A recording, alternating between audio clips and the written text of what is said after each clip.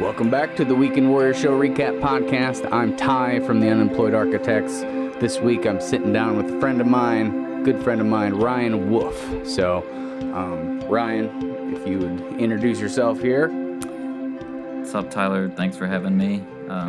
Ryan Edward Wolf. I'm a singer-songwriter from Pontiac, Illinois. Yeah, we're both Pontiac, Illinois natives, and trying to remember when I met you. Would have been at least 6 or 7 years ago, I would say, right? Or has it been longer? I don't.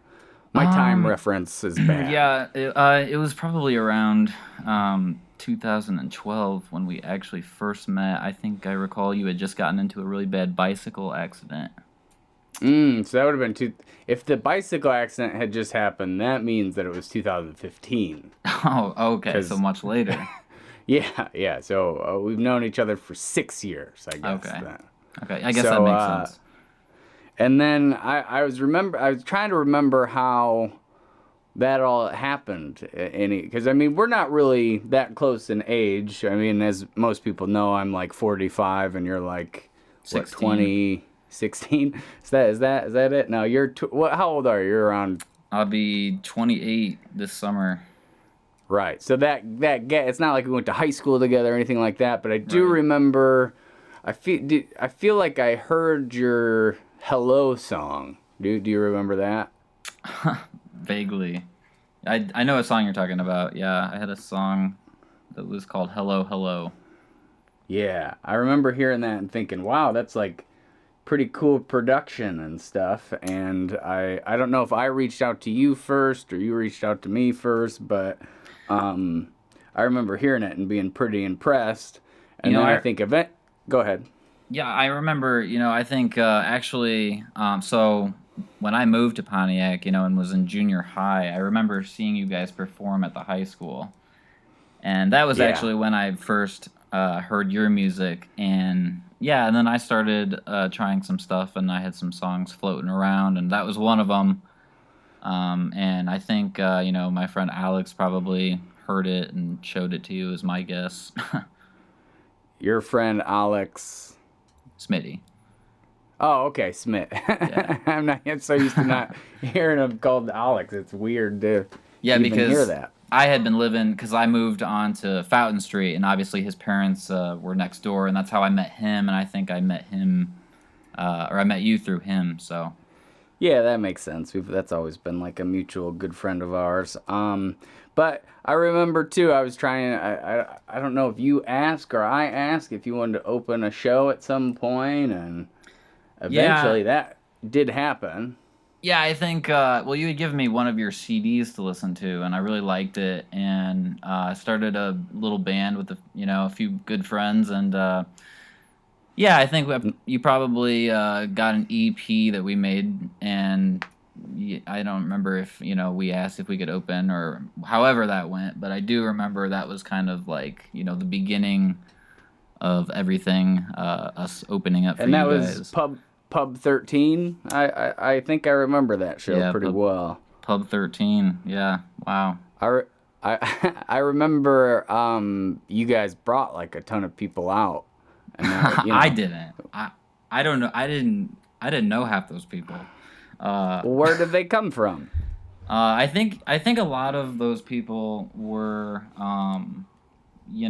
Alex's family, and we obviously had a lot of our friends there, which was awesome, and most of them were sitting up front, and I remember just being excited to play because that was like our first like actual show.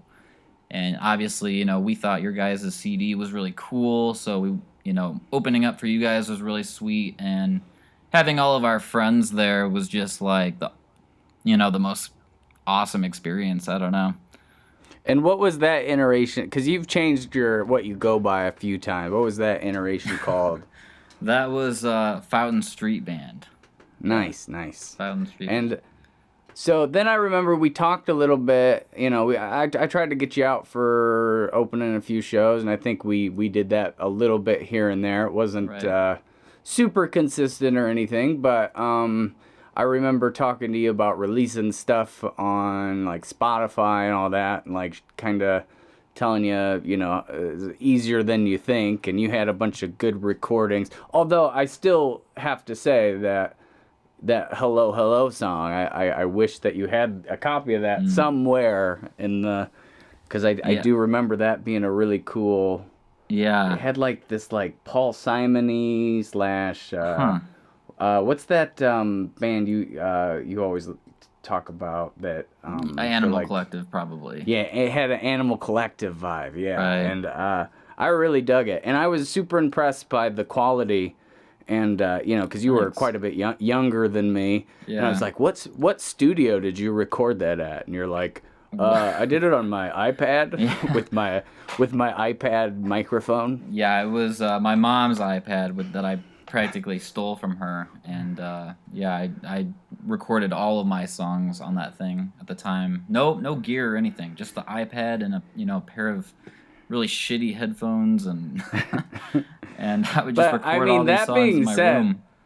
That being said, that those first recordings of you doing that were really, really good, and I remember just thinking like, man, if he could do that with an iPad, I wonder what he could do with some actual like recording gear, like a studio or right. And the songs were good. I mean, as somebody who writes songs, I thought that they were well written and stuff as well. It wasn't just like the sound.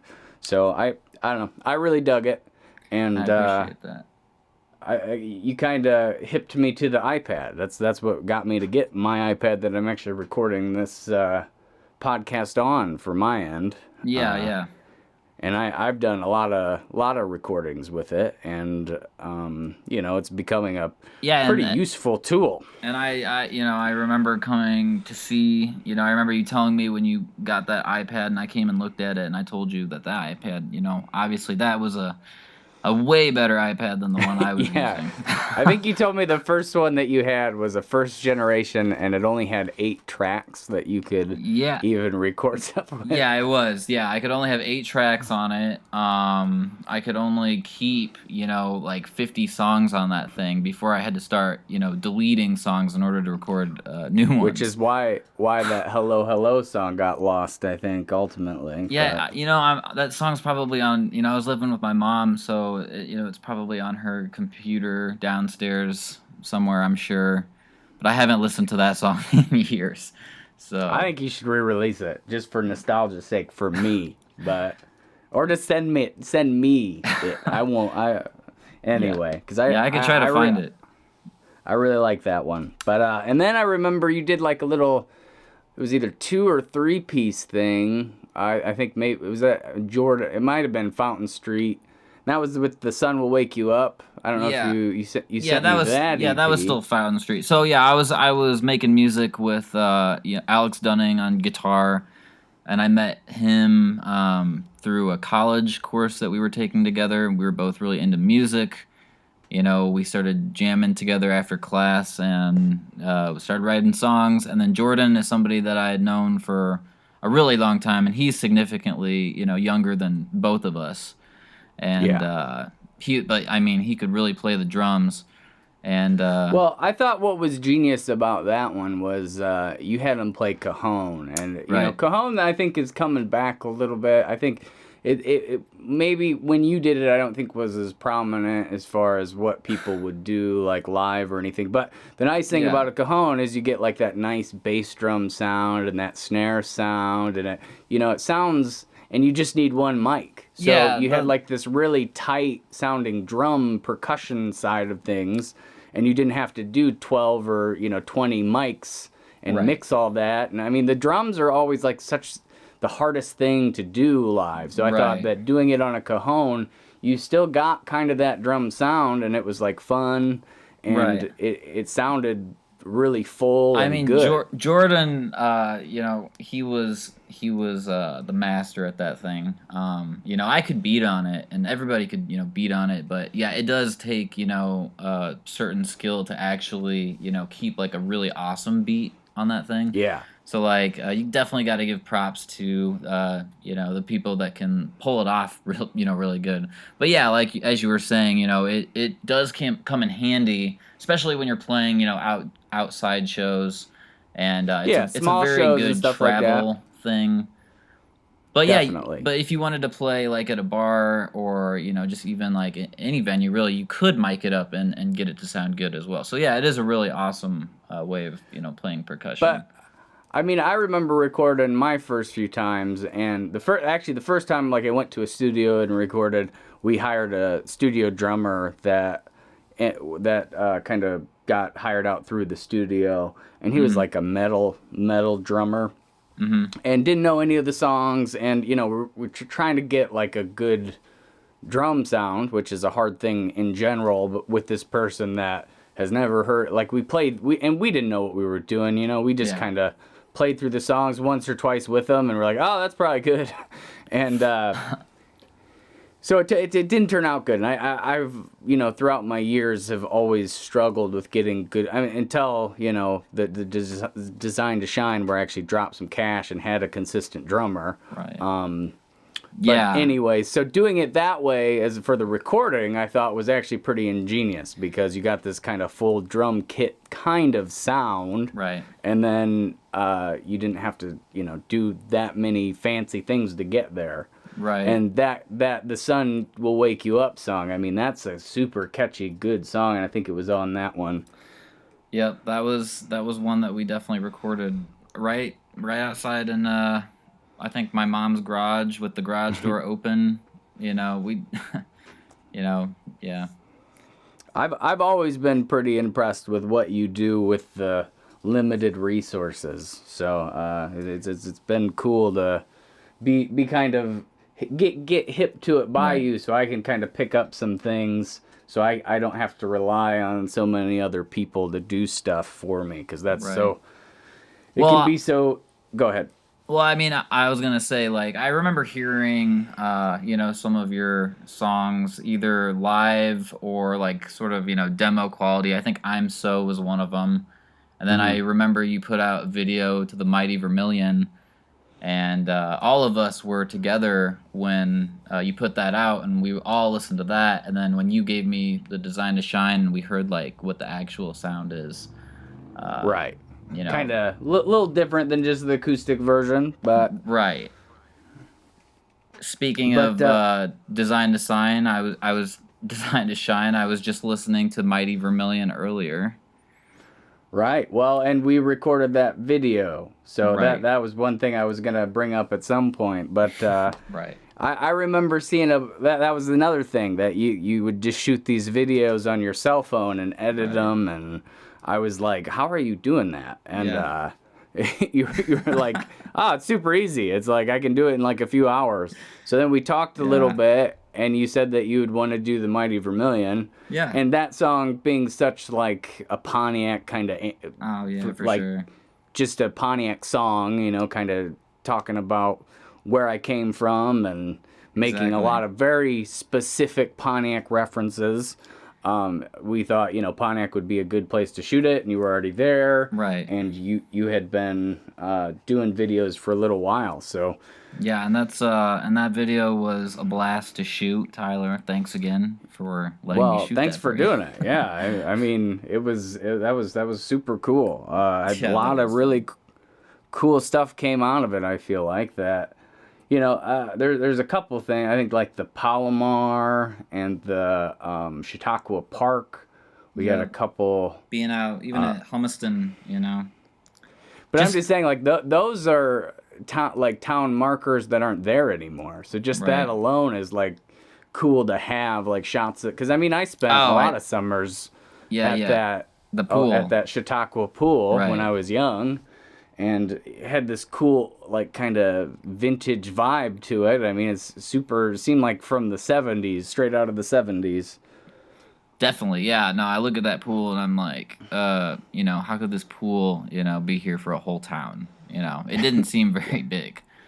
And We actually did a thing with the with Blair, Kevin, and Big D where we after it was like already closed, we got like inside the like we snuck into the top of it with my brother and his wife Emily, who was Mhm. doing some pictures for us, and we got some really cool pictures from Chautauqua. Mhm. Thanks, Emily, by the way, for shooting those.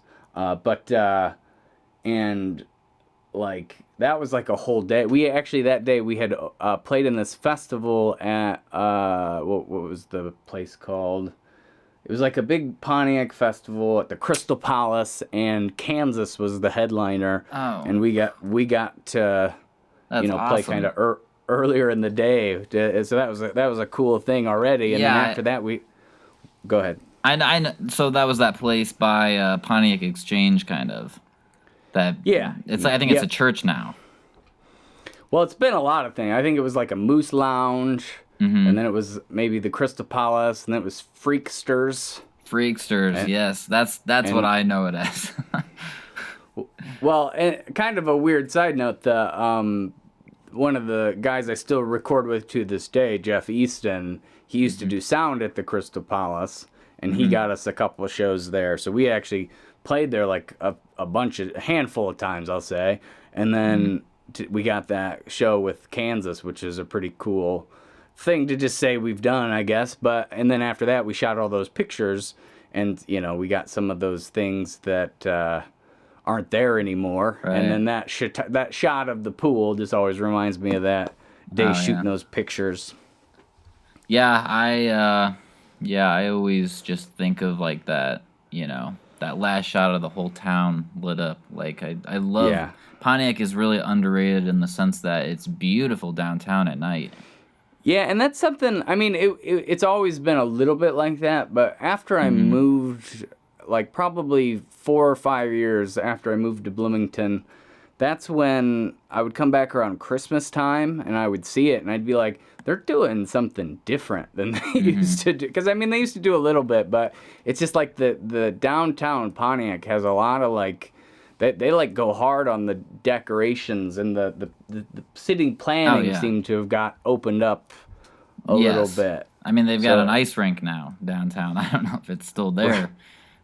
Right. And they had that big park that they decorate pretty hard during the holidays right by the giant old courthouse, which is a cool thing in itself.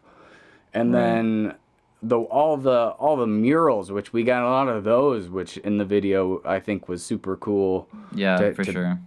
And the way you thought to utilize them in some of them, I just remember like I would have never thought of that, like there's one where there's like 2 people in the painting kind of standing looking up, and then you had me stand next to him with my hand on the wall. Almost looks like I'm a part of the painting, which is a really cool shot.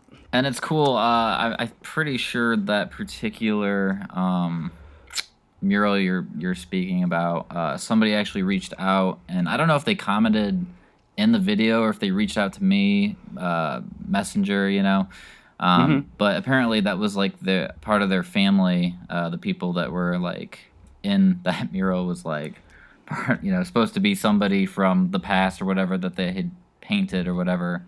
And it was like part of their, somebody in their actual life, which is kind of a cool story. So Pontiac has definitely got a lot of history, and that's what I really love about that town. And then it was just fun to kind of go to all the landmarks. Like we did the landfills, of course, which in that song are the mountains out by the runway. Right. I think we the place we shot was right by the airport, and then we went to Humiston Woods, which there's a reference to that in the song. There's the downtown, which the has literal one-ways. the weird one-ways. Just I always imagined what it would be like to come to Pontiac if you'd never been there and try to keep up with those one-ways. I think some people would have a tough time. Oh, yeah, for sure. Oh, yeah, definitely. I know plenty of people who have, just come to visit and, have had a difficult time driving down there. So, something you gotta get used to. Of course, the prison. That was a big one. Yeah, I had my little cameo in there. Yeah. That was cool. There was a bunch of just stuff like that. That's one of the things one of the benefits. Besides just having a good time when we hang out, I feel like you kind of hit me to some stuff. I keep saying that but like that, like some of those shots that you did. There was one at Humiston Park, like right across from the prison, where you were shooting. You shot me from the front, and then and this again was all done on a cell phone, which was super crazy. But you like ran it really, you like ran it up to me, and then you had a shot coming from the where it goes like through me, and I was Right, like, right. I don't even know how you did that, but just little things like that I probably wouldn't have really noticed or thought about before. Yeah.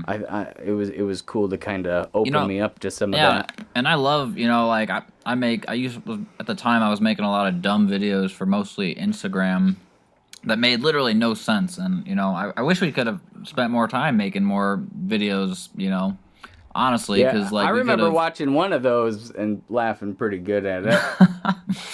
Yeah, we made some pretty ridiculous things, Who and was the guy? Who was the other guy that did them with you? there was Austin Kilgore. Yeah. There was one. I think there had something to do with a football that, or I don't know.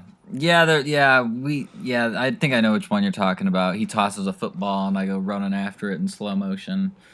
Yeah. Stuff, yeah, I mean, that was just kind of like how we used to, pass the time, just like, uh, Yeah, fun that's stuff. awesome. Fun stuff. See, when I since I'm a few years older than you, we didn't have all the. I mean, we had tech, but it wasn't near. I didn't have a computer in my pocket or anything. So, Right. I feel like I missed out on a little bit of that, but I've been kind of slowly figuring it out. I still take, when I do like a video myself, which I didn't even understand the point of, I think, doing videos until I saw a couple of yours, and I remember thinking, like, I gave this song way more of a chance, and it turned out to be, a really good tune. Right. When maybe I would have turned it on before and, would have heard the first couple lines and like, and maybe skipped it or something. Yeah. But because the video keeps you kind of hooked. Yeah. And I didn't get that really. And then I remember telling you need to make these for like all your songs because these are great. And then I started trying to figure out the video stuff, and I think doing the Mighty Vermilion with you kind of gave me a little bit more a good pushing off point. Yeah, I mean, and that's one of the benefits of working part time. You have all this time on your hands to mess around. So I had a lot of time to just experiment and stuff like that. And people, I mean, you can do a lot like on your iPhone with iMovie. I mean, there's really no limitations. I think that I've always before that I was under the impression that you needed to hire somebody to do things that. So I can't make a music video until I make enough money to hire somebody to shoot it and edit it for me. Mm-hmm. And then after seeing you do it kind of yourself, I'm like, oh, you can just do it yourself. Like there's no reason not to. Exactly. And nothing to be afraid of or anything. Because I mean, a lot of the video editing stuff can be daunting for me because I'm not super familiar with it and. Something I've been slowly learning over the years, but and just recording in general, like it's nice to have a studio engineer that knows what the hell they're doing, Right. Because For sure. I have a tough time, like if I do 10 takes of something, being like, oh, this one's better than that one, and I don't know, I need somebody to be like, somebody to tell me that. I need somebody to be like. That take is the one because making that distinction is really tough for me. Right. But with the iPad here, I've been able to start getting a little bit more open up to that. So I was gonna say, cool. What have you been working on lately? We just a couple things. Okay. I just put out the Montauk, which I sent that one to you. Yeah. Yeah, for sure. Which. I'm sure you've heard me say this enough, but I've been working on for almost 3 years at this point. So I believe that was inspired by Eternal Sunshine. Am I correct? Yeah, Eternal Sunshine of the Spotless Mind. Yep. Yeah, and that one turned out really cool. I really like that song, "The Wheel," you have too. Oh, thanks, man. I actually learned how to play that song, and it's pretty straightforward. It's one of my simpler tunes, so. That if it was complicated that you wouldn't be able to figure it out, but it's very like 4/4 kind of song. Well, it's really fun to play, and I really love that chorus. The highest of highs and the lowest of lows. Yeah, just a really catchy chorus. I like the back and forth of the, love is this, love isn't that, and Right. then your heart is this, your heart isn't like Right. the contrast and I think the lyrics were kind of the more like the standout part of that. So I wasn't trying to dress them up, but then we got in the studio and we did a lot of pretty cool stuff with it, with those four chords. I had Dave Faulkner come in and play congas, and that kind of just gave it a way fun vibe. And then Shout out Laura to Lynn, Dave.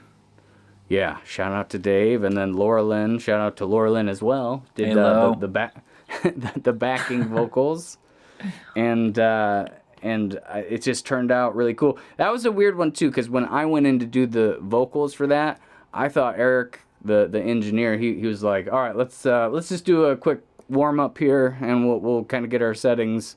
And I sang it through one time, and he's like, all right, that should be good. And then listening back, like there's just like this relaxedness to it that I don't Right. think I would have had we done 12 takes of it. Right. So Eric is that very was, like that. Eric is very like, okay, that's the one. Even if you're like, I'm not sure if that's the one. yeah. He's a- He really is so good at Yeah, he is a recording. really great engineer. Yeah. He's done a lot of stuff for me over the years since Design to Shine, and For we sure. recorded Design to Shine at his studio with Jeff, the guy I was talking about earlier. Right. And that took us 3 years, and then now one song with just me and Jeff takes us 3 years. I don't know the math on that, but that doesn't seem like a good Well, good. right. Not that I wasn't releasing a bunch of other songs throughout, but anyway. But yeah, so the wheel was good. I like that Yeah. tune. Has some. I was kind of going for an '80s kind of like Springsteeny kind of vibe with the synths and stuff like I that. can see that. But yeah, so you had mentioned Eternal Sunshine of the Spotless Mind, and we were talking about Montauk. One of the main lines in that is "Meet me in Montauk." Right. So that's where the title of the song came from. But we also have a pretty similar taste in, I think, a lot of movies. That movie yeah. was in high school was probably one of my favorite movies of Oh, man. all time. Remember Such the first a good. I remember the first time watching it was like right after a really bad breakup. Yeah, And, me too. And I watched it, and I remember just being emotionally crushed. How it's funny too, because it's like that's such a sci-fi film, but it hits you so hard, like it's so relatable. It's essentially a rom-com, but it's a sci-fi like take on it. It's kind Exactly. of and very, very kind of abstract in a lot of ways, And a a different side of Jim Carrey and Kate Winslet, honestly. So I think that was also what made it very moving and kind of took you off guard.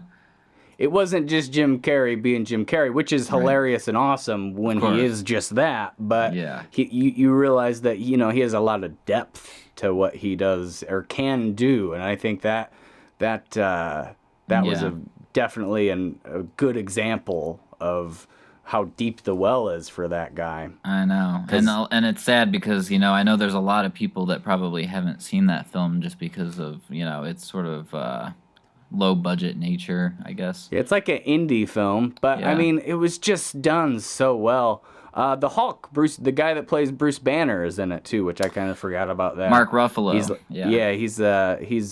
I mean, and Kristen just Dunst, really, Elijah Wood. Yeah, I mean, Kirsten Dunst. Yeah, it is a killer cast, really. Killer cast, yeah.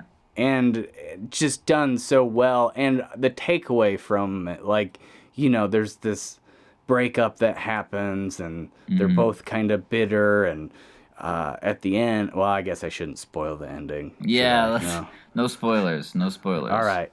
The ending, the take on it is it's like, amazing. It's just a different take, and I think that kind of lines up with The Wheel in some ways, with like the thinking of The Wheel. Yeah, for sure. Because there's there is a hard side to that kind of stuff that people kind of avoid talking about sometimes. Yeah, for sure. But yeah, so what else have you been digging lately, movie wise? Movie wise, I just watched. I've tried watching Justice League. The new one? The new Zack Snyder Justice League. Okay, so I got some stuff to say about that, but Okay. because I just finished that yesterday. So okay. It's a 4 hour long.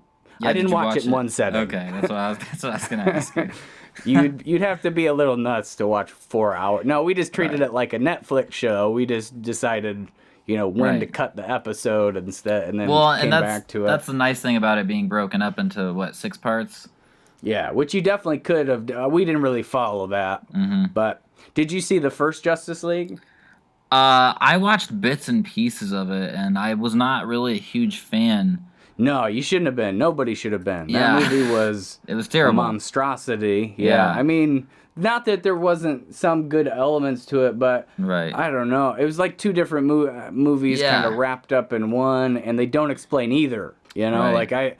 That was one of the things about the new 4 hour Schneider cut, that it was like, you get like the backstory. There's a bunch of villains that were originally in the Schneider cut that didn't even, like, they make See the references yeah. to, but you don't see them, and they don't talk about them. And the in-depthness, like, I don't know. I don't really get into the actual, like, physical comics that much, but I like the stories, and I feel like this had a lot more of that to it, which was nice. Now, do I think they could have shaved out probably an hour of just weird shots that didn't, were unnecessary? I definitely do, Yeah. but I'd rather have more than less, I guess. And it's hard. Go ahead. Well, I was just going to say, I mean, that was really the big takeaway for me was just how much, not only how much extra footage there was, but how awesome the visual effects were. Way better than the original. Oh my gosh, it was like a completely different movie, like you were saying. And it definitely had more of an epicness, and I believe the soundtrack was actually different too, because the music. So that is one thing more epic. there was this part.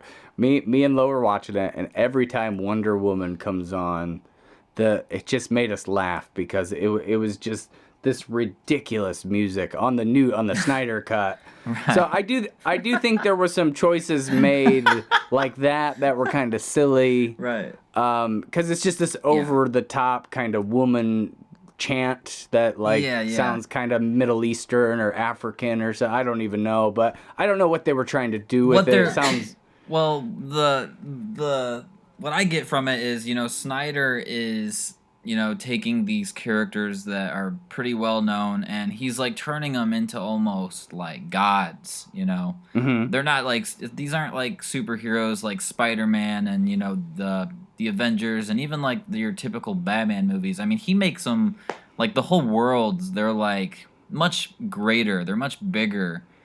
And he treats them almost like Greek gods, like myths, like legends. Well, and I think there's a lot of that in the original comics, though. I mean, I think Wonder Woman is like a product of Zeus, or something. Right. Like, isn't she like half god? And Aquaman like and Atlantis and Poseidon. I don't know. I feel like there are, and because I'm not a big, I haven't read all the comics or anything. I don't really know, but it seems to me that was something that may have already kind of been built into the comics. Right.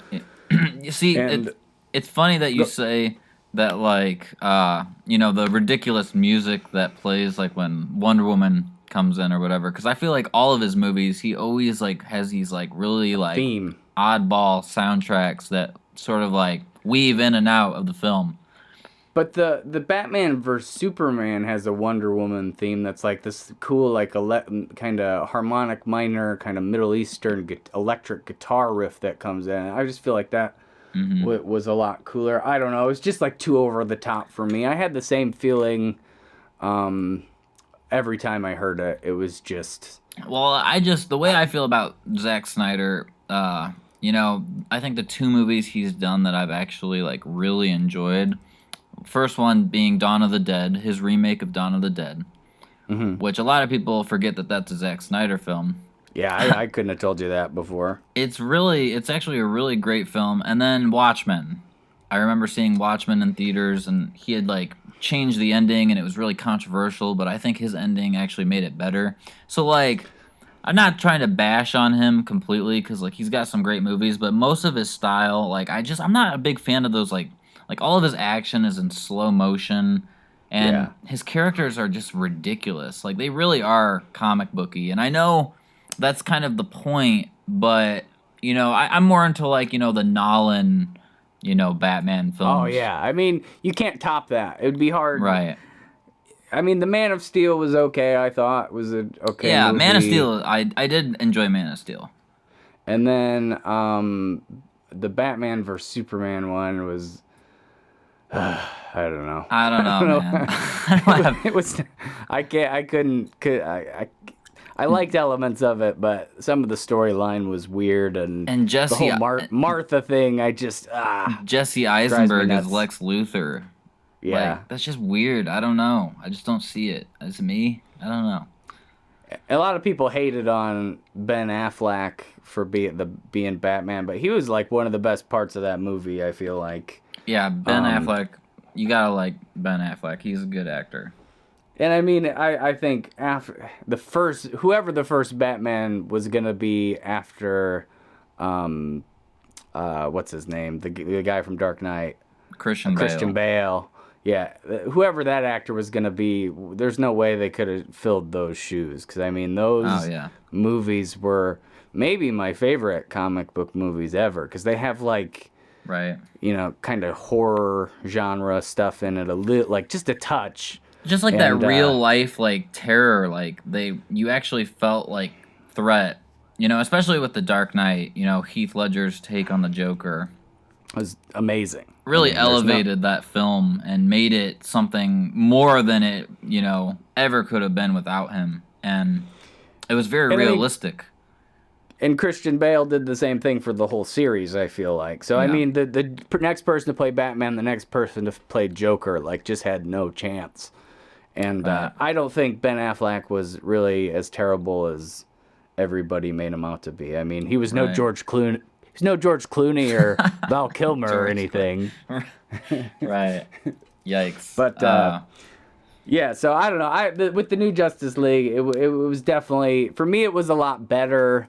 I don't know if I saw it cold without seeing the first one, if I would have liked it, but 'cause it's, Heath Ledger wanted to be Batman. I don't know if you know that story or not. I don't know it. Yeah, I don't know if he auditioned, but he had like talked to Christopher Nolan around the time Batman Begins came out, and he wanted to be Batman, and Christopher Nolan turned him down. So it was interesting that he had chosen him to be the Joker, which I don't know. I think that's really fascinating.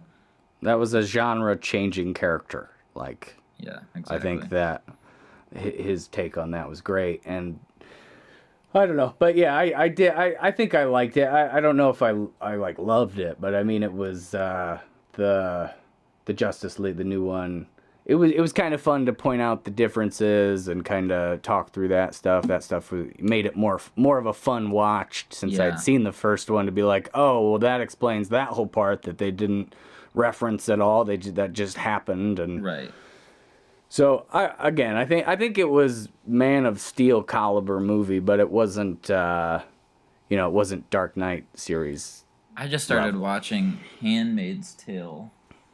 Yeah, I've always been told that was good, but I could never convince myself to sit down and actually watch it for some reason. It's pretty messed up. Yeah, me too. I had seen bits and pieces over at Smitty's.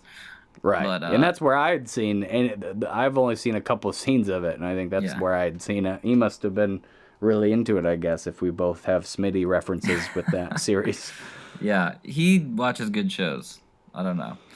Yeah. It's messed up. It's a messed up show. That's for certain. But it's definitely, and it's like it grabs your attention and doesn't let go, and it's like one of those shows that I could see being really easy to binge, but like last night I turned it off. It was just too intense before bedtime. So Well, I don't know. I always watch. That's the only time I ever watch stuff. So Yeah. I'm hard to get to turn something off because I don't want tomorrow to start a lot of the time since I got the work stuff going.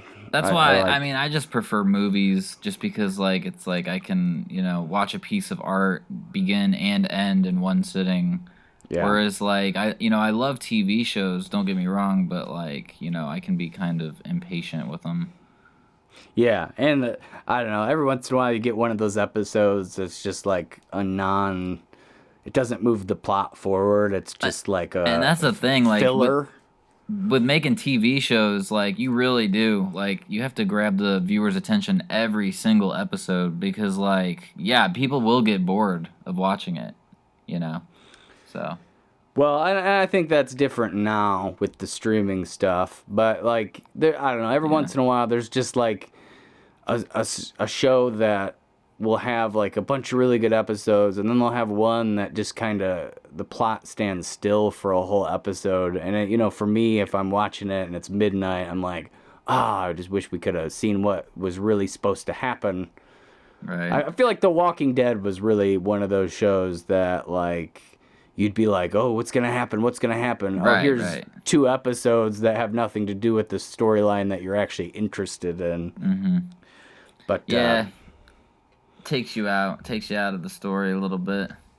yeah. So what else have you been movie wise? Have you been watching lately besides the Snyder? That's about it. Speaking of the Batman movies, rewatched Joker not too long ago. We actually saw that movie together. We saw that in theaters together. What a great movie. Yeah, 100%. I mean, definitely not a traditional comic book movie at all. And but, that's what I loved about it so much. Like, I'm glad that they were able to do something completely different. It wasn't canon. It was like unlike anything anyone had really seen before. Mm-hmm. Completely different take on that character. And the way it was shot, I remember just thinking that in the theater was like, man, they went real artsy in like the best way with the 11 kind of Academy Award nominations. Yeah. That's crazy. That's a lot of. That's the same amount Titanic and Return of the King got. Wow. And then Joaquin Phoenix's performance was obviously great. Not that I usually expect anything less from that fella, but great actor. Yes. And I've been really wanting to rewatch Inglourious Bastards lately too.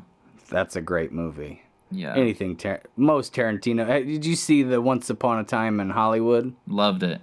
Yeah, that was a great movie.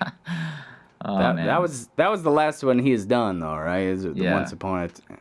Yep. But obviously Inglourious Bastards is like a comic book movie about the Nazis and stuff. I don't know. It was like it like had elements of. Yeah, it was like it's like a different way of ending the war, how Tarantino would have ended it if he could.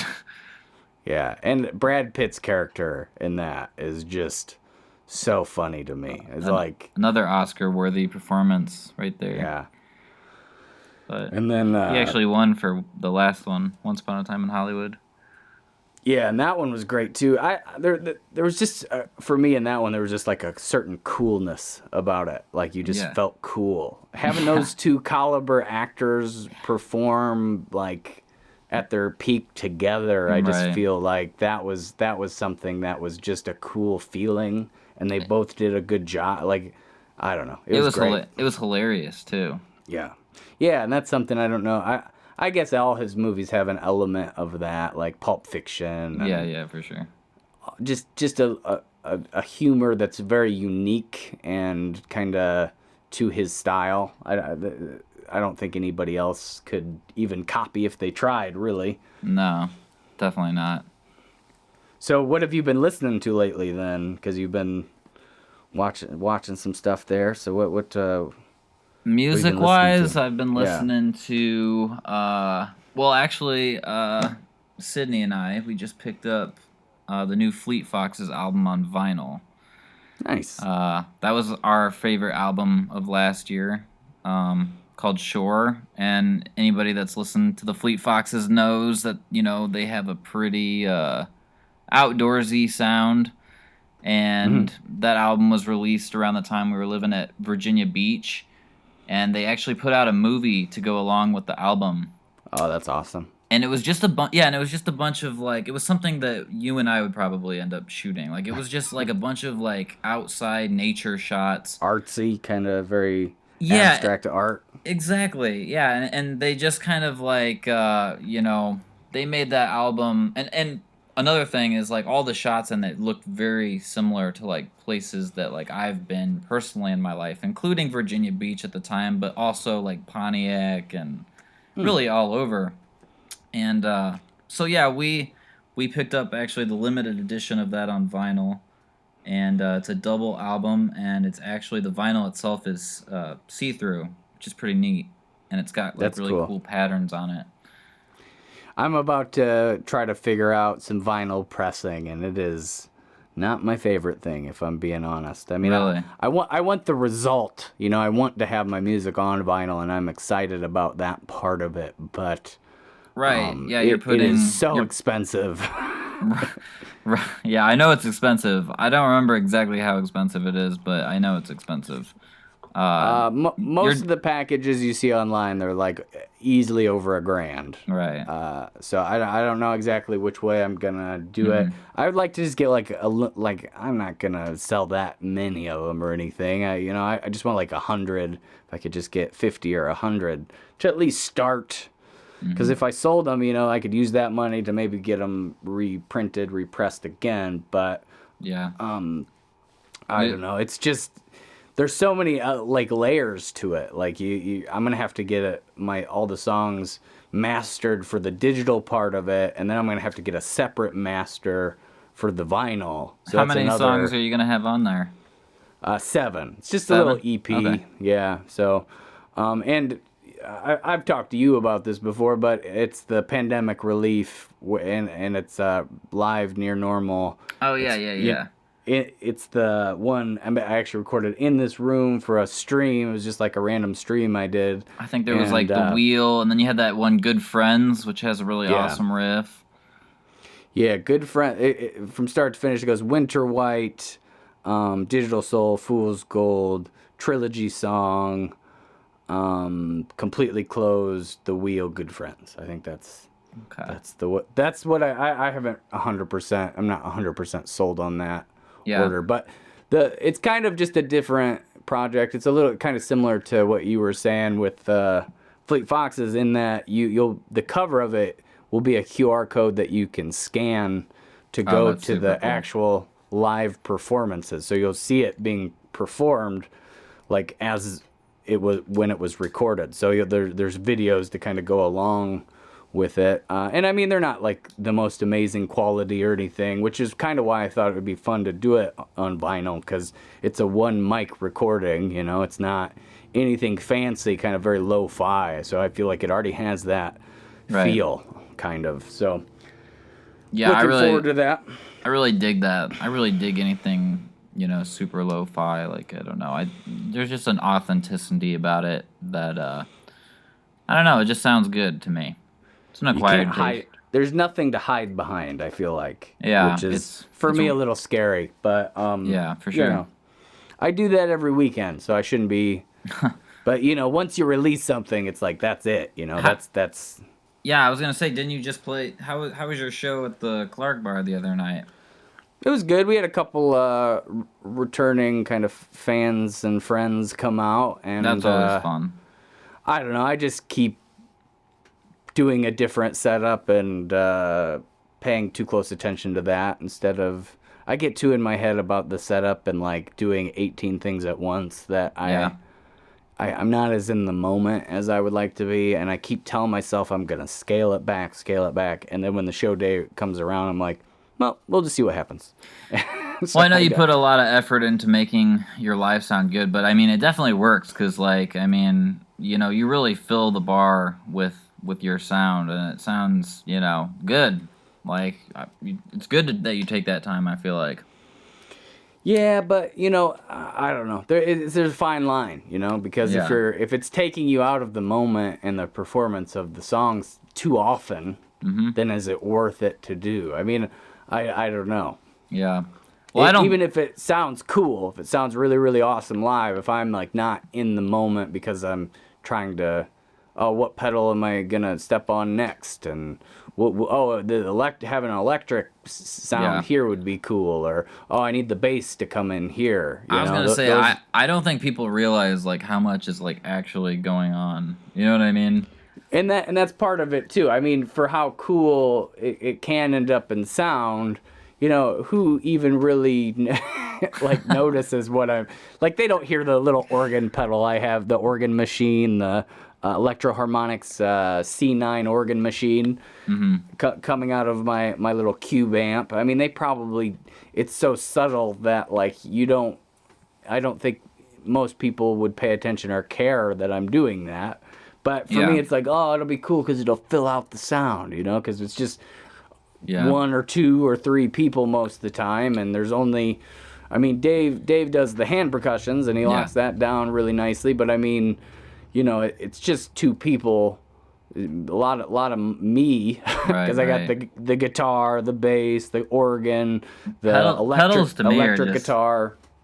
Those pedals are just like, I don't know, it confuses me a little bit, because like, I had started when I was playing with Liam, in Dead Ends or whatever. Mm-hmm. That's when I first started using pedals, and I remember you were working at Kidder still, and I come in for a distortion pedal, and that was like my first or second pedal that I've like, ever had, and even just using like that one pedal was like so difficult to get used to, stepping on it every single time the distortion needed to kick in or whatever, and your shows, like, you're constantly you're not quite as crazy as Blair, but Yeah, well, that I was gonna ultimately say, that's anything pedal related that I have gotten into is a symptom of playing with Blair, because he has his cockpit of pedals.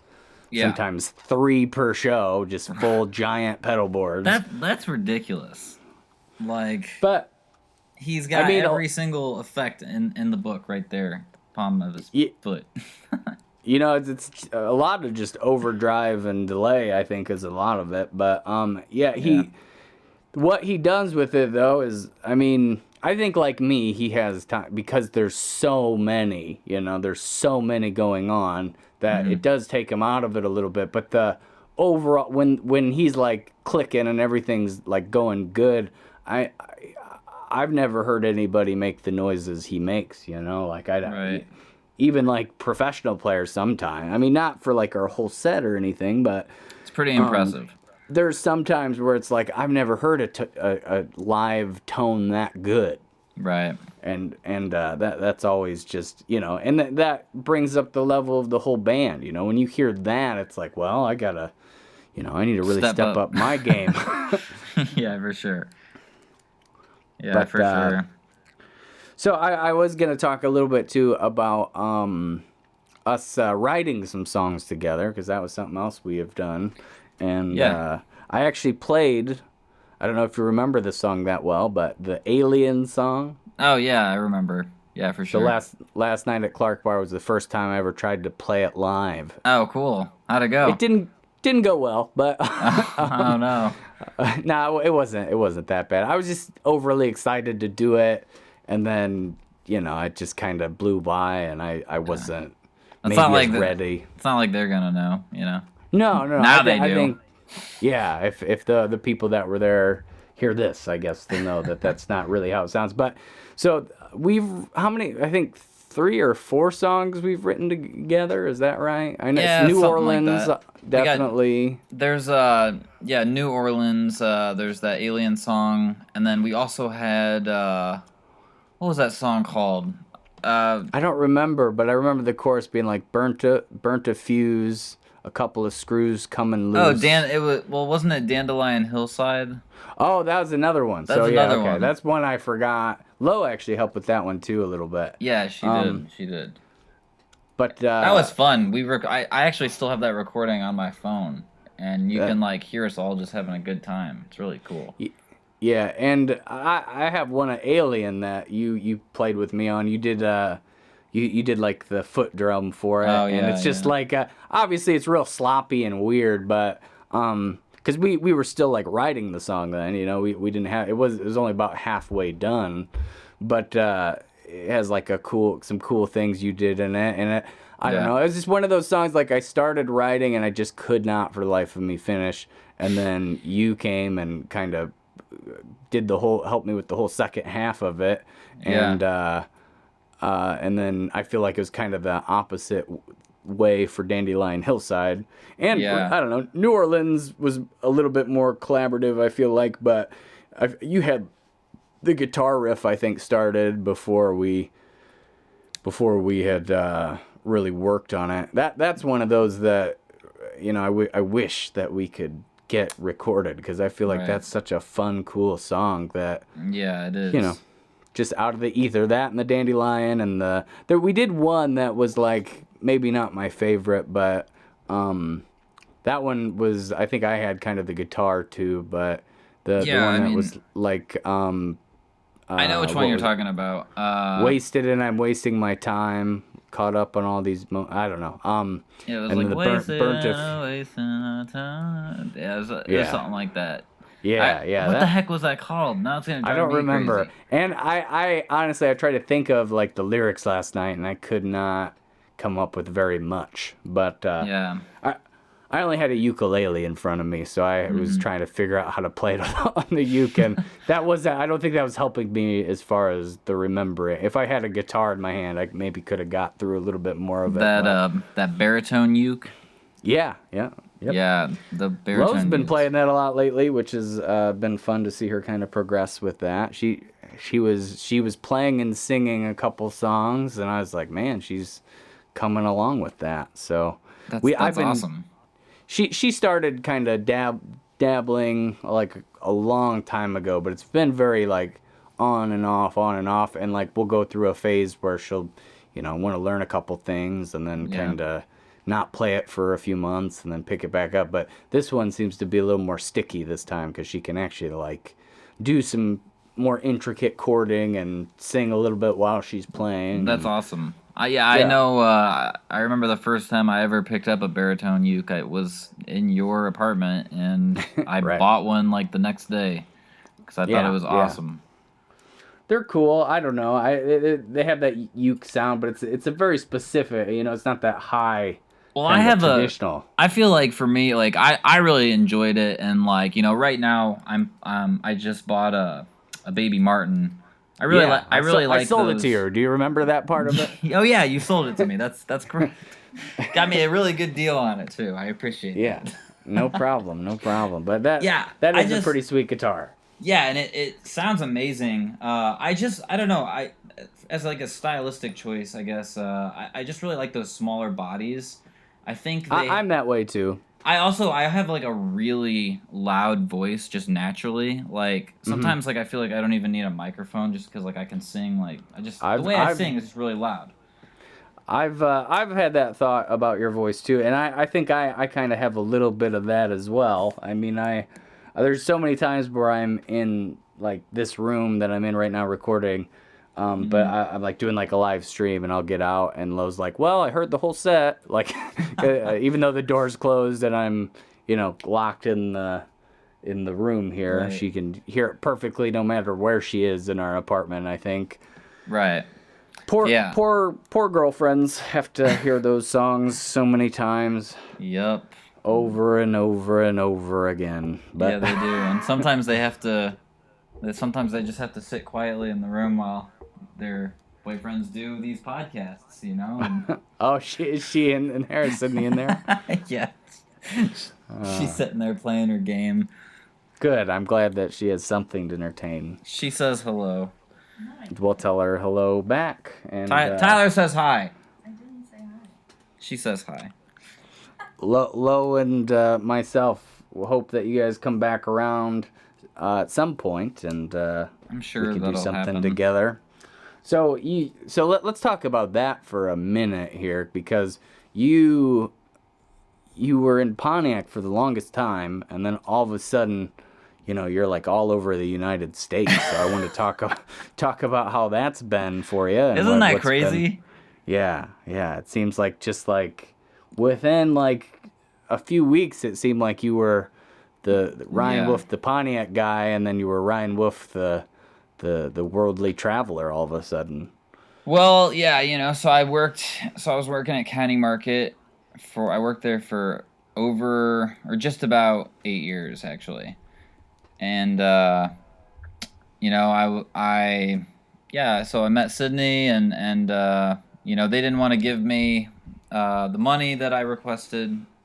And it was just kind of this really lame situation on that end. I wasn't happy, and I really wanted to do something that I had never done before, and you know, uh, yeah, if I hadn't met Sydney, I think I'd probably still be in Pontiac, sadly, because I've lived now in Champaign, and then Oklahoma, Yeah, go through the Texas, whole list. Yeah, uh, Texas. Virginia. Um, You were in New York, right? we were in New York pretty recently, and then we went back to Illinois, and now we're back in. Uh, Now we're in. Oklahoma. Where are we? Sydney, where are we? Texas. We're in Texas. Okay, all right. So we're in. See, I mean, so many places at this point. It's hard to keep track of. But that's It, awesome. I mean, that's something I wish that I could do. So it is awesome. I mean, right now, yeah. So I had gotten a job working for Sydney's dad, and then I had gotten a job working for the wind company. The windmills. Working on wind turbines. Yeah, I was part of a cleaning crew, and we'd climb the towers every day and basically just clean the towers, make them look nice and shiny. How'd you And like that? Being up so high. I didn't love it. I didn't love Yeah, it. I'm not a good heights guy. Yeah, me So neither. Like, it's weird because it's like, so the climb up isn't really so bad. Like, it's not as bad as you think. But it's also kind of claustrophobic. So for people that are claustrophobic, it might not be so great. But once you are get you up, are you one of those people? I'm. It didn't really bother me so much. Okay, so let me just try to explain this the best I can. Yeah. So climbing up to me wasn't so bad. I think I was just really excited and so I didn't really feel that afraid. In fact, I felt kind of the opposite. I felt like good about it at first, and then you get up there, and really the height, it's like it just doesn't even like seem real, if that makes sense. Yeah. So it's like not as scary, and like there's a lot more space at the very top. It's called a nacelle, and it's basically the size of a living room, and there's a lot of space to move around. So it's not super bad, and like there's a latch obviously where you can like look out the top, and it doesn't even look real to me. Like, I don't know if that makes any sense, but I will say this: climbing down is the worst part. That's I almost can see worse that. because I can see like that. you realize, oh, I'm up here 400 and whatever feet, and like I'm assuming you're on like a bunch of harnesses and stuff, right? well, Like you like if have you went rock climbing, it would be similar, right? well, you have one harness, and so it's basically a ladder straight up and straight down. Mm-hmm. And it's just literally one ladder, and there's like four sections where you can rest at and like take a break or whatever. They're basically, I think they're called cans. They call them cans. And climbing down is just like, these cans are like almost 100 feet each, so it's just like this, you're basically climbing down 100 feet of just like this empty space. You know what I'm saying? Mm-hmm. So like the climb down is a lot scarier because it's like, yeah, you think like if something goes wrong with your harness, like this is not going to be good. And yeah, there were a few times where I'm not going to lie, I panicked a little bit. And also another thing is when the wind really picks up, the towers sway back and forth. And they sway like, at least like 4 feet one way, and then all the way back the other way, and sometimes they'll just keep swaying back and forth, and it's difficult to stomach, but obviously the money is really nice, Yeah, yeah. and you meet new people, and I'm not saying because like I didn't really meet anybody that I particularly cared for, but you definitely get a sense of like I don't know, just like identity. I don't know. It's kind of how I felt. Like I kind of like know who I am now, and Like working at a job like that when you're around a lot of people with just like all sorts of personalities. It's kind of interesting watching all those different people work together, but it was a great experience. Currently, I'm laid off, and that's why I have all this time to like work on music right now. And Which I do want to get into, but before we move on, what's your I think you had mentioned to me that Virginia, you liked Virginia a lot, but is that your favorite out of all the, because you went to Colorado too, that was one of them, right? oh, Colorado. Jeez, Forgot about that did one I on your, forget that I one? think you did. I think you did. But you had been to Colorado before. Yeah, so for my first trip to Colorado was in 2016, and I was there for about a week, and I fell in love with it. Obviously, Yeah. I think most people that go to Colorado who have never been there fall in love with it. Yeah, it's like you're in a painting. It's like Yeah, it really unreal. is. It is very surreal, and there are definitely some sights there that are just they take your breath away, and you just feel like it's like a spiritual experience. You almost feel like you're just there now. And I feel like there's just a different, like, before I had gone there, I was just like, I'd seen videos of people being there, and I've seen Right. stuff on, like, nice camera work there, like Yeah, in yeah. movies and stuff. But nothing can capture it and, like, the real feeling of being in there. Right. Like, I feel like I was like, I get it, I would know what it was like, and then you get there and you're kind of just in awe because pictures don't pictures and videos can't tell you like They just don't what do it it's like justice. they don't tell you what it's like to stand right next to a mountain that is Right. so high up. You can't Yeah. fathom it really if you hadn't seen it in real life. I feel like. Yeah, there are a lot of sites like that there, and it is just breathtakingly beautiful.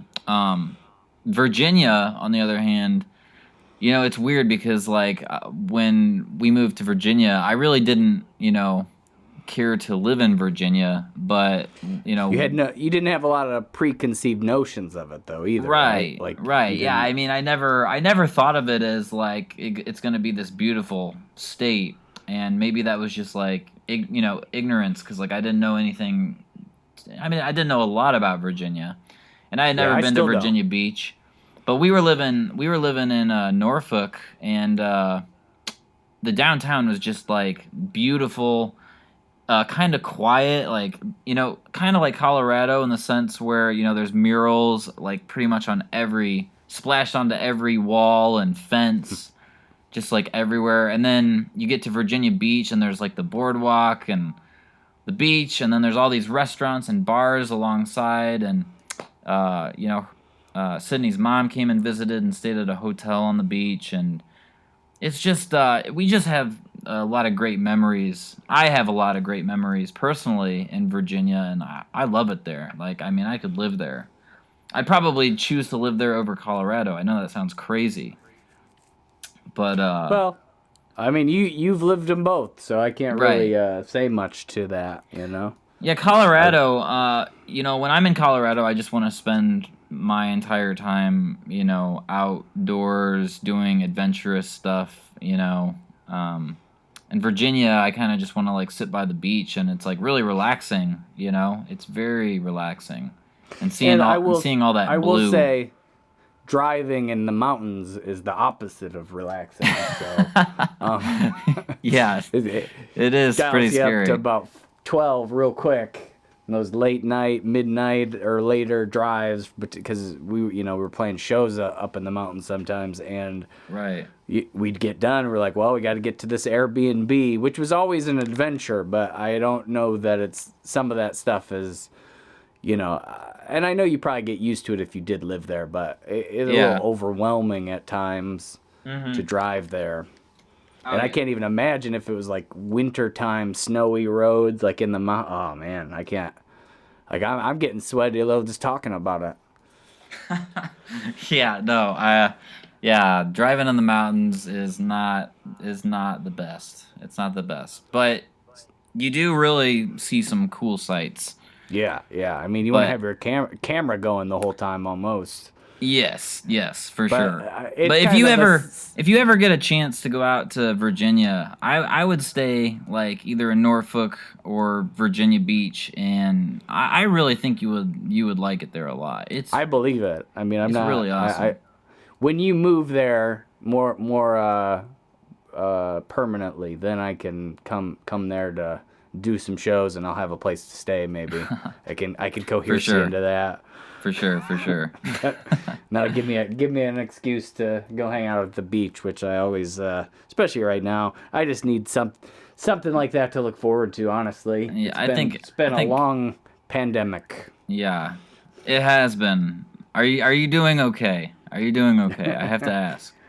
Yeah, sometimes Sometimes, okay. Yeah. there's a range of weirdness. I think It's super with weird. It's super with weird. this. Especially at first, when everybody when all the businesses, either started shutting down or, we're doing all the, safe distancing and you have to wear a mask everywhere. And then it's like you go out, you forget your mask and they don't let you in if you don't have the mask and you want to protect people, you want to protect yourselves. And it's just, it was very surreal and has been very surreal. And it does seem now that there is some sort of endpoint in sight, maybe, Yeah, but it's yeah. I hope so. when I mean they move the goal line all the time. Like they Hmm. just kept being like, oh, we're just gonna shut down for a couple weeks. Oh, we're gonna shut down for a couple months, and Hmm. then come to now we're at a year essentially. I mean we're right at a year of everything being super weird.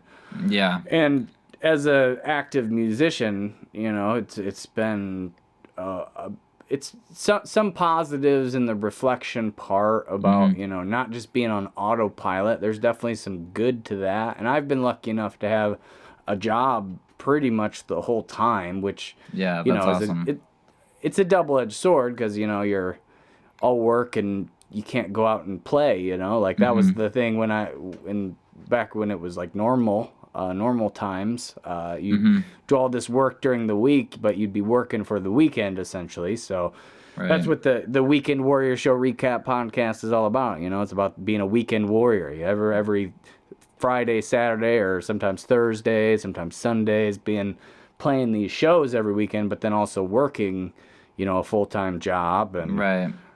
so there was a lot of contrast, whereas now it just seems the opposite. It's just Right. all work and nothing tangible to really look forward to. And I've been lucky. I've had some shows here and there, but it's different. It's not the Yeah. same as it was. And I don't know how long it's going to take us to get back to any sort of like Normalcy. where we're Yeah. not thinking about, oh, could we go backwards? Could it come back around and resurface and be And twice if as bad? well, and yeah, I mean, like, yeah, I mean, we're always moving forward. Things are always changing. I don't think there's ever really any moving backwards ever. In the history of Well, the. what I'm saying is like, so there's been a couple times in Bloomington where it's like, okay, well, you can go eat at a bar and as long as you wear a mask and limited capacity, and then it's like the numbers go up, and then it's like, okay, everything's closed again. Hmm. So having that in the back of your mind is like, well, we could go back to the first phase that it was where everything's shut down and you're locked in your house, like. Hmm. There's always like a sense of, if the numbers get bad enough, we could go back there. I think now having the vaccines and stuff, people are feeling more safe, and it seems to, Yep. make it seem more realistic that maybe we wouldn't go backwards, which Yeah. is a nice kind of feeling, but it's still there. Like it could still happen, it's Yeah. still in the back of the mind. I'm trying to be optimistic about it. These haven't been easy times, but I have a lot of experiences now that I'm grateful for, and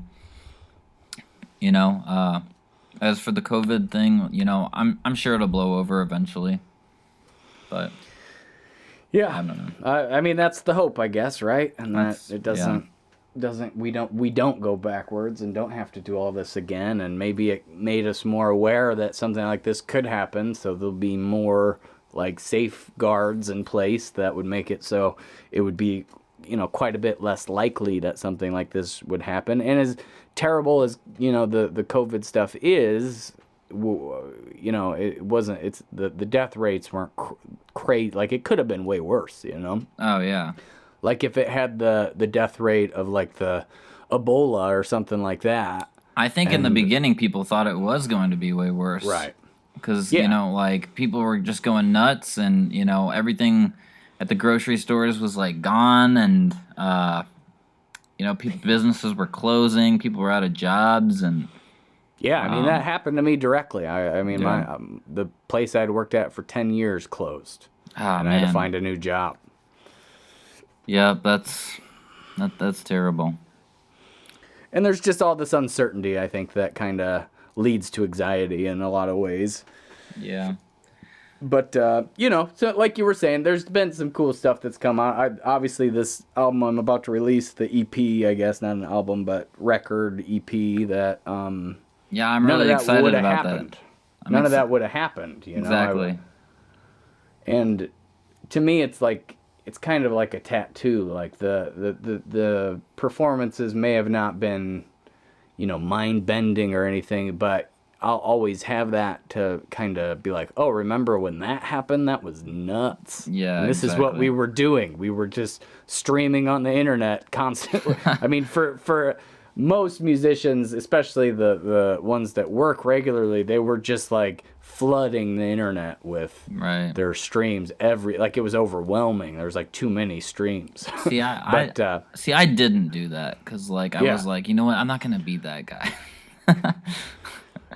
But I mean, it was like we were all addicted to it, and then all of a sudden we don't have it anymore, the live performing, and we had to find some kind of way to, I don't know, to calm that kind of desire to perform, even though it is in no way similar to an actual live show, because it is weird. I don't think it gets commented enough on like the weirdness of being in a silent room with your guitar, but then having 30 to 50 people have their eyes on you, and then you play a song and you don't get any reaction after. There's no... Yeah, I feel like my best shows are usually the ones where it's just me, like by myself, like in a room.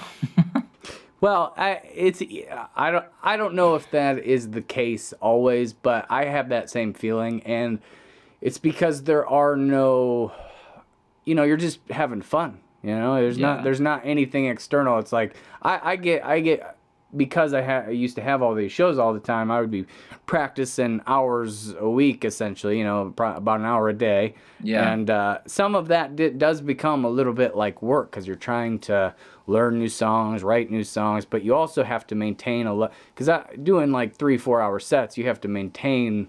Right. A lot of music. I mean, there's no bones about it. You can't not play it like half your set for a couple weeks and then play it on the Friday and just hope that that's enough, then you're going to be sloppy. I was going to say, I can't even remember the last time I performed in front of anybody. You go back and forth on that a lot anyway, though. Like you true. think that is something that I was kind of interested to talk to you about a little bit, is like you're because there's been times where like I've offered you a show or something like that, and it's just like seems like you almost don't want to do it.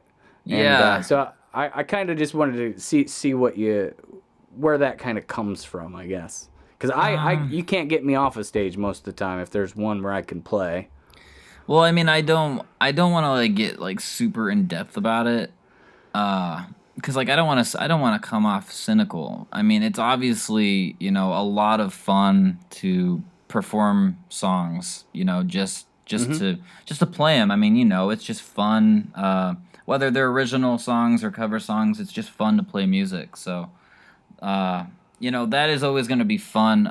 But for me, I've always been more about playing my original music, and I know we've had this discussion before. But nobody's heard the discussion, so I'm kind of trying to get a dialogue about it so other people could maybe think about that a little bit. I don't know, guess. cause like, I mean, like sometimes, I don't know, I don't really, I don't know if it's laziness necessarily, but I think there's just like part of me is like hesitant to play shows because I want to strictly perform original music, and I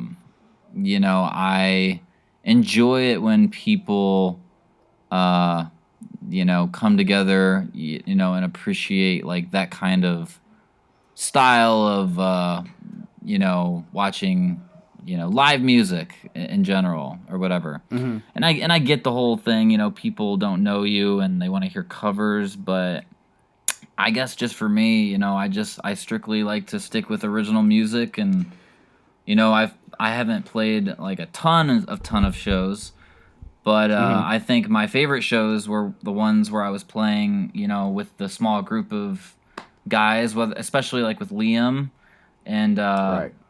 Mike. We played a show in downtown Normal as a rock band, and there was a decent amount of crowd there. And that was like probably my favorite show because it's like we were playing all original music. We didn't have to play for 3 hours of like cover songs, which can be really fun, and it's fun because it's like people are really getting into it, and it's fun to see, and it's a good time. But I've always been more about trying to play 30 to 40 minute sets of original music, maybe And one or obviously, I'm a fan of that as well. I mean, if it yeah. were up to me, that's probably what I would probably go more like an hour and a half of Hmm. original music. But, hour and a half, 2 hours, get a really solid, tight set. But the opportunities for those are those types of shows are very limited. and So, al- and in or, also and also too, like, I mean, for me, like, I don't like I didn't never took any vocal lessons, so like the way I sing is probably not very good for my voice, because like I sing a few songs, I have a very raspy voice, and I don't it just kind of comes out that way, but it hurts after a while. So it's like, after an hour of playing, my voice is just tired, and I like have to rest it. I And definitely understand that. I think I have a similar thing that I do, but I think over the years of doing those long sets, it's changed my voice a lot. yeah. And the fact that like I always have like I leave some in the tank and I don't overdo it. If you're playing a 4 hour set, you kind of want to ease into the set. You don't want to like play a bunch of Right. killers right away. Kind of And that's use the and first like hour as like a warm up. Right. And I've never done that. Like, I always just like I try to go in like as hard as I can right away, cuz like I like to, just yeah, I don't know. I And like to just make a that's a good mentality. I'm not taking away for that, but it's just like when you're playing for a 4 hour set, you almost don't have that option. right. You pretty much just can't do that. And you have to pick that first hour set like pretty specifically because you know which Right. songs kind of warm your voice up and are easy to sing, and then you get there and then you can kind of build off that. But I And mean that's something that's years of doing to figure out. yeah, and like lately I have been actually learning a lot more cover songs on the guitar than normal. And I think that's just because, once it starts getting really nice outside again, I like to busk a lot. Oh yeah, that's honestly my favorite way of playing, cuz like I get I to be was literally outside. about to say that. I was literally about to say it's one of my favorite ways to play because you have complete control. You don't have to bring a ton of stuff. Yeah. You're in the moment. You're like, Right. it's pure if that Right. makes sense. Like there's no effects. Like you're not coming through a PA system. Right. You're not hearing your own, because that's a weird thing in general. Just like if you're used to playing acoustic all the time, Mhm. then you sing through a microphone, it kind of can mess with your head a little bit, especially if it's not mixed well and you don't have monitors and all these little things that nobody talks about a whole lot. But Mhm. when you're doing the busking or you're doing like a farmer's market where you don't have to do any live sound, it's a different thing. It's like a different Yeah. animal, and it's a lot of fun sometimes. Yeah, I love it. I love busking. I love just like being outside, people walking by, they might stop and say hi. Like I don't know. I love it. And you can play whatever you want. You can do originals, but then if you feel like playing a cover, you're like, oh, I want to play that song. No, nobody cares. There's no like expectation, which is honestly, nice. When I think about it, like a lot of the older songs that I wrote were just from like improvising and like busking, and like I would have a melody and I would just like make up different words with the songs, and it's like, yeah, it's just like it's a really good way to be creative. It's a good way to perform. It's a good way to And promote yourself interact too. with people. Interact with people that are walking. Like it's a different kind. Like at a bar, you're not. You do interact with the crowd between songs, but Right. sometimes when you're busking, I like find myself like talking to people in the middle of the song sometimes, Right. or like what you have like 2 minutes maybe with a person that's walking by and like stops for a second, and then you're playing for just that person for it's just so many different things that could happen, and it's so like in the moment, and it's a cool, I don't know, Exactly. it's fun for Yeah, sure. for sure. But anyway, so I was gonna ask you about your new music a little bit because you've been sending me some of that and I've been digging it. So Yeah, I appreciate that. Yeah, I've been, uh, as you know, just making really experimental music lately. I've sort of but been, Ryan, I will say, as long as I've known you, that's been the case. I don't think there's ever I I know, don't think no two albums are the same, I think, at right? all. Well, I that's the don't think goal. you Yeah. Yeah, It's I don't it's a very know. wide range of music, and a lot. The something I've always been super jealous is just how the quantity of output you have is much higher than most of the people I know, and me included. Well, I try to, you know, take certain genres that are very similar to each other and like combine them. Like I've always tried to do that, and I've failed pretty bad before in the past at doing it, and sometimes it works, but I always try to make sure that whatever project I'm working on sounds completely different than the one that came before it. So, So that's like an active thought when you're gonna do an album, is like, I want to make it sound more like this, not like that. it's not even really so much that is like I sort of just think like, okay, like I'm gonna make this sound completely different, and I don't even really know what that is until I start just like kind of messing around really. And I think I Go this ahead. time, Sorry. well, this time around, I've sort of like, I listen to the same music that I've been listening to for years, but I've also been kind of like, I have an ear for, some more modern music lately, and also just some music that I never got around to listening to.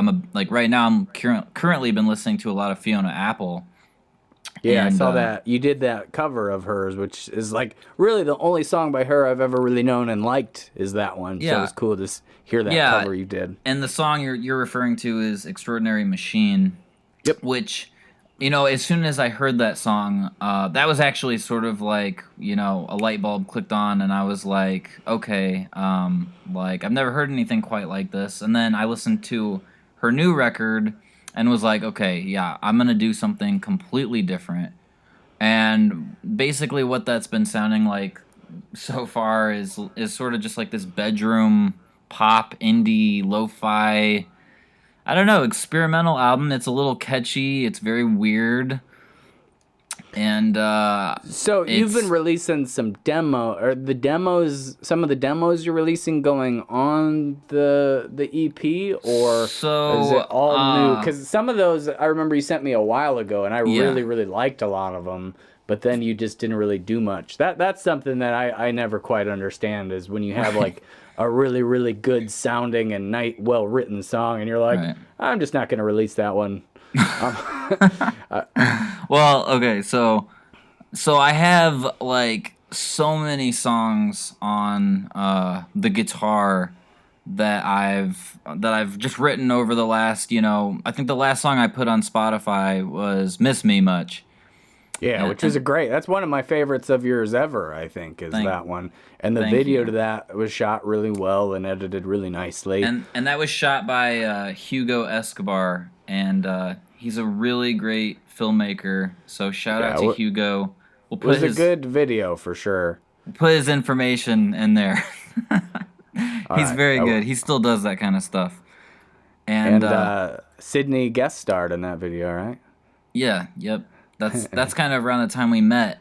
But I have written, probably between 30 and 50 acoustic songs from that time until now. It's just a lot of them are half baked, and a lot of them I just have, I'm just kind of like, okay, I'm gonna save this for a later project. So I want to be very clear that the next thing that I release is going to be on Spotify soon, but it's completely different than the acoustic music that I've slowly been working up to. I've sort of slowly been working on something. It's just not quite there yet. Well, So, I was gonna mention like because after the "Miss Me Much" song, you had some other like acoustic-ish songs that you put out or that right. you didn't put out. I mean, Yeah, and I had put some songs that were essentially just demos, and I mixed them and made them sound a little bit better, but they were just kind there were of some of those that I'm not good with the names on them because you write so many goddamn songs. But right. but there were some of them that were just like, wow, this sounds really good. These are cool ideas. There were a Yeah. couple that had like that were mostly they didn't have any like percussion in them, and there was like big string sections and. You had like an acoustic and electric. I don't know. But there were a Yeah. couple of those that I was like, I remember you showing me kind of the ideas for like even more demo-ish versions of those songs. I was like, Right. man, I would have released this already. This sounds great. Right. Yeah, well there was a song called Do Not Disturb Sign on the Door that I had written in 2019, and it took me like a whole year to record it. And I was like really dreading that like recording session because I wanted it to be like perfect, and I knew that I would never be able to make it sound as good as, like say like if when I play it just like live or whatever. Hmm. And it took me like a whole year to finally like record it, and then that's when I hadn't been writing too much until that point, and then You say yeah, that, Wolf, but I always say this. But I got right. You got writer's block. You're still well, writing 3 more songs a week than I've written in a month. But right, well, yeah, I mean, like I said, like a lot of those are half baked though, like I get an idea or I get inspired by something, and I know like how something should sound, but I don't know how to you know end it or take it into a whatever direction. So a lot of those songs get put on the shelf, and I pick them back up later and rewrite them, or come up with the rest of the song. But um, I actually will probably be working on a lot of the recordings for, because I have a lot of acoustic music that I should release, but I want to release this particular EP first, or whatever it is. I don't know if it's and gonna is be an how EP far yet. along are you on that one? Is it like done? So I just pretty much need to re-record some vocals, rewrite some vocals, and just plain write some vocals. But it's I can say it's gonna be like 5 to 7 songs. I haven't really decided yet because um well, it has to sound like a complete project to me. And there are a couple Yeah. songs that I'm at least not sure right now if we'll actually make the cut. So it might end up being like a 5 song EP, but it's purely or at least mostly electronic. I don't even really know how to describe the album. I've It's only heard the one song, but it was definitely a lot different. Very experimental. right. You're talking about Ghosts of Yesterday, I believe. Yeah, yeah, yeah. Yeah. So Yep. there's a song called Ghosts of Yesterday on it. I've sent it to about probably 20 people, and have gotten very mixed reactions. So Well, I mean, you're going to get that no matter what, but especially right. if you're doing something kind of more experimental, it doesn't sound like anything that the person has heard before on the radio. So, to them, I've always it might looked at not be it good. like if the reaction is mixed, like you're doing something right, and you're learning from whatever doesn't work. So it's like you're always you're still it's a learning experience. But Well, I think that's the whole thing. I mean, I don't think I feel like I learn stuff all the time still, and yeah, I probably will continue throughout the time I continue to write songs and release songs and right, albums that you never get to a point where like I think I got it all like right. so I don't think that really changes ever. But yeah, I mean, what I heard, I definitely thought it was cool, and looking forward to hearing the rest of it. Yeah, I'm really excited to put it out. It's been a while, and I'm really excited to see, how people react to it, because it's definitely not your, conventional pop album by any means. So. Well, that's gonna be great, and like I said, I'm looking forward to it. Where can people find your music currently? Let's do that. So I'm on Apple Music and Spotify and just about everywhere else. What do people have to search for? Just search my name, Ryan Edward Wolf. I have a really cool video that my friend Hugo Escobar directed called "Miss Me Much," and that's on YouTube. If you just look up "Miss Me Much" by Ryan Edward Wolf, it's a very ghostly, Halloweenish video. Didn't you release it on Halloween? It came out around that time, but I honestly don't remember when.